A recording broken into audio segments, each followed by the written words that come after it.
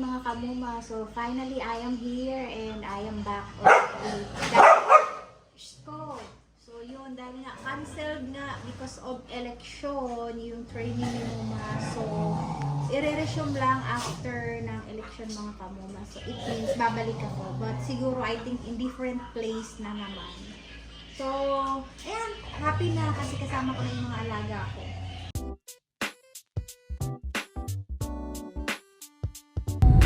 So yan, nakabalik ng Moma New dito sa Jensan and pupunta ako sa bahay ng auntie ko dahil nga magpapasama ako sa kanya.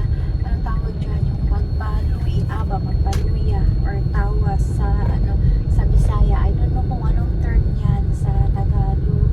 Since ayun na nga, ilang nights na talaga ako hindi makatulog ng maayos. Tapos feeling ko kasi yung allergy ko is parang napupunta na siya dito sa throat ko. So kaya eto, so unahin ko muna to din bukas before na naman ako pupunta ng dermatologist or kung saang doktor ba. Kasi yung doktor ko talaga is isa po siyang specialist. So yun nga, hindi pa siya dumating. So ito muna. So other way of treatment muna yung gagawin ko. So yan, dito na kami. Dito kami magpapagamot.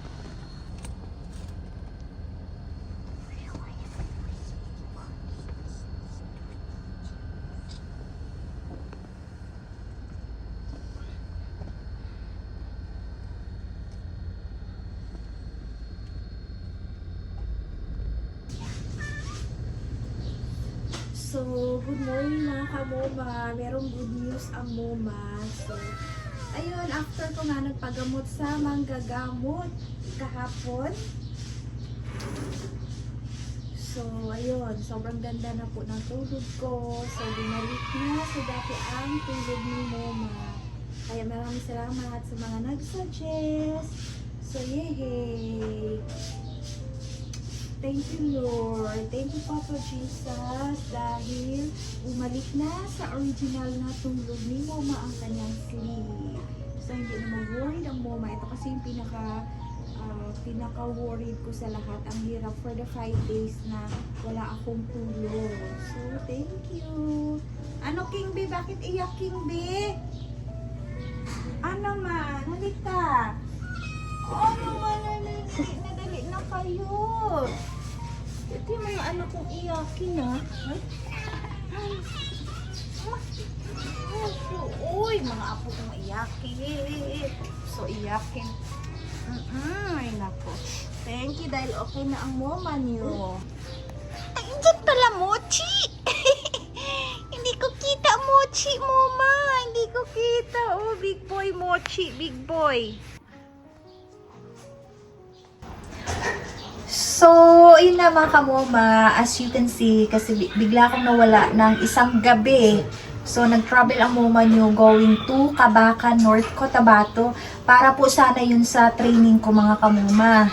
So, ngayon, pagdating na namin doon, so late na sila nag-inform, gabi na, nandun na kami, so late na sila nakapag-inform na cancel nga po pala yung training namin because of election. Kaya, bumalik din kami, pero and that time, okay lang din para sa akin dahil hirap pa rin nga po ako makatulog mga kamoma.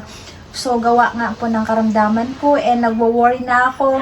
Pero, syempre, tayo kasi mga 4 parents, no? Lahat talagang tiisin natin para sa pamilya, para sa mga alaga natin. So, ganito pala talaga kasi alam mo yung akala mo na alaga lang, nag-aalaga ka lang. Pero, iba kasi yung treatment natin sa kanila is talagang kapamilya na. So, that's why, naningkamot in tawon ang Moma, no? Kay, at least ba, para maka-work po ng Moma. But, ayun nga, siguro saktong-sakto, talagang may purpose ang lahat. So, kung bakit ako nakauwi. Pero, mag-continuous pa rin yun mga kamoma, but not this time. I think maghahanap kami ng ibang place. And siguro baka sa ibang place. And sorry, sa mga followers ko dyan sa North Cotabato, hindi ko na sinabi sa inyo kung saan ako. Syempre, natatakot din ako kasi first time ko nga sa isang lugar. So, hindi ko sinabi kung saan yung exact area ko. Except lang siguro kung talagang bigla tayong nagkita or on the spot yung pagkikita natin. Kaya hindi ko talaga sinasabi na nandun ako sa area na yun, and late ko na sinasabi kapag ka nakauwi na ako. Syempre, for the safety purposes, although hindi naman tayo ganun talaga ka famous, 'di ba? So, syempre, kailangan lang din talaga natin ng dobling ingat kasi hindi rin natin alam yung isip ng iba. Kaya yun, okay na yun sa akin na yung on the spot na yung pagkikita natin ganun. Mas okay kasi yun. 'Di ba, King B? So, eto yung anak ko, sobrang iyakin, no? And thanks God, pag uwi ko din, kaya nag-decide na rin ako mga kamoma na magpa-albularyo ang moma nyo. And ayun, thanks God, tumawag nga ako kay ante. So, yun, very effective. Daming nag-suggest sa akin kasi grabe na rin yung worried ko para sa sarili ko. Dali naman good ko mabuyagan. I don't know what if buyagan sa Tagalog. So, pagka may mga tao din kasi na yung talagang mag-appreciate sa akin, parang feel ko madali akong matamaan, ganun. So, yun. And, ayan, I'm very thankful si Moma kasi nakabalik na si Moma sa kanyang pagtulog. So, sobrang sarap ng tulog ko kagabi, King B. Kaya, and happy din si Moma kasi nakasama ko kayo. You know, alam mo yung worries ko kasi iniisip ko kayo, kung kumusta kayo, kung kumakain ba kayo, inaalagaan ba kayo na maayos. Siyempre, alam niyo kung gaano kayo kamahal.